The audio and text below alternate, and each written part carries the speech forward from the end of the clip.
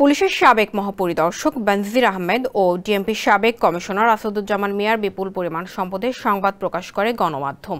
এরপর থেকে অস্বস্তি দেখা দেয় বাংলাদেশ পুলিশ সার্ভিস অ্যাসোসিয়েশনে। এবার বিষয়টি নিয়ে আলোচনা উঠে এসেছে মার্কিন পররাষ্ট্র দপ্তরের প্রেস ব্রিফিংয়ে। বিস্তারিত থাকছে প্রতিবেদনে। যুক্তরাষ্ট্রের স্টেট ডিপার্টমেন্টের নিয়মিত সংবাদ ব্রিফিংয়ে আবারও উঠে এসেছে বাংলাদেশ প্রসঙ্গ।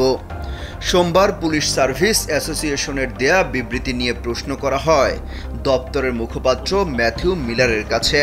মিলারকে প্রশ্ন করতে গিয়ে সাংবাদিক বলেন, সম্প্রতি পুলিশের দুর্নীতি নিয়ে সংবাদ মাধ্যমে রিপোর্ট করার পর একটি হুমকিমূলক বিবৃতি দেয় police service association. Walton fridge কিনে অনেকের মতো আপনিও হয়ে যেতে পারেন মিলেনিয়াল।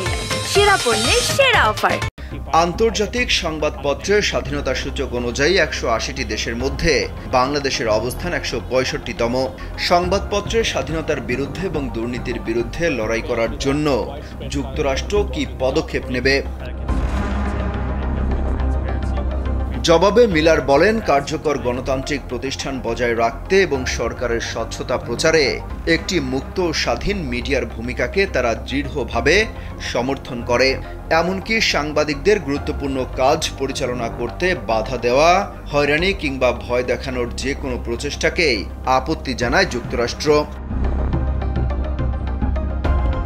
অপর এক প্রশ্নে মন্তব্য চাওয়া হয় মুক্ত অন্তর্ভুক্তিমূলক ইন্দো প্যাসিফিক অঞ্চলের শান্তি, নিরাপত্তা এবং স্থিতিশীলতা ইস্যুতে শেখ হাসিনা এবং নরেন্দ্র মোদীর দ্বিপাক্ষিক বৈঠকের বিষয়ে প্রশ্ন করতে গিয়ে মিলারকে সাংবাদিক বলেন, ইন্দো প্যাসিফিক অঞ্চল নিয়ে দুই সরকার প্রধানের দৃষ্টিভঙ্গি মার্কিন স্বার্থের প্রতিফলন ঘটায় কিনা।